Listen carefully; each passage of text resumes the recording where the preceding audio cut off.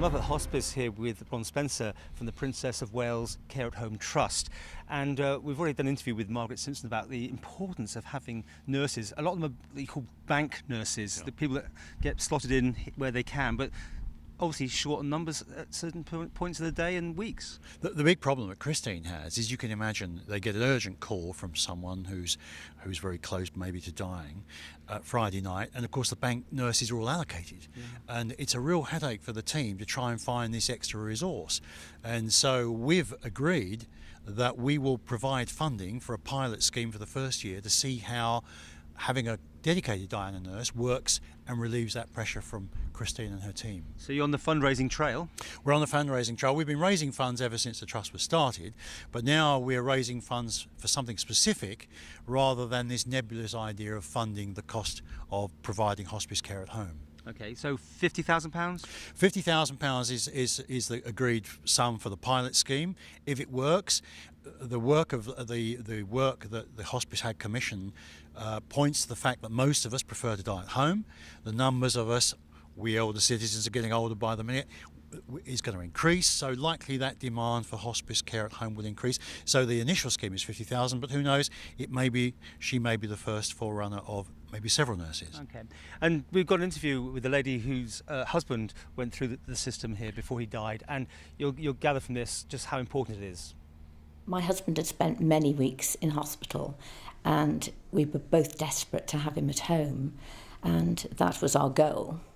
And through Hospice at Home we were able to do this, and they supplied night nurses twice a week, and I was able to get to bed and get a good night's sleep and wake up refreshed in the morning, and it was amazing. They were just there for you at the most emotional and stressful time of your life, most difficult time of your life. And it made it possible to have him at home for the last few weeks of his life.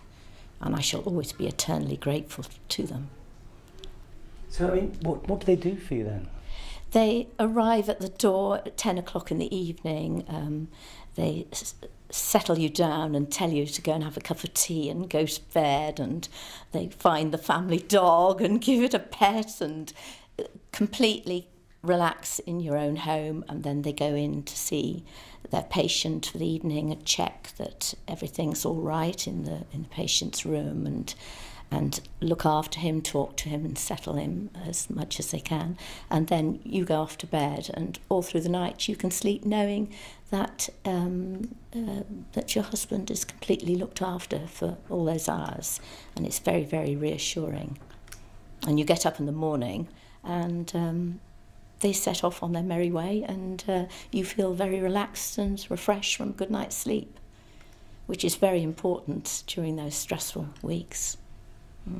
Well, as you saw there, very moving to hear that sort of story, and how important it was to have somebody to help out and to give respite to the actual spouse in this occasion. I think that's quite extraordinary. And another issue is, well, I was stunned when I got involved with all of this, is that there are children. We now have things like Rebecca House and Oscar's Dreams, but you can imagine the trauma for a family where there are children and there are other siblings, and it gives that respite care that the other siblings can have some kind of normal life. So who knows where this will end, but it has to be an excellent idea, and we are thoroughly behind it.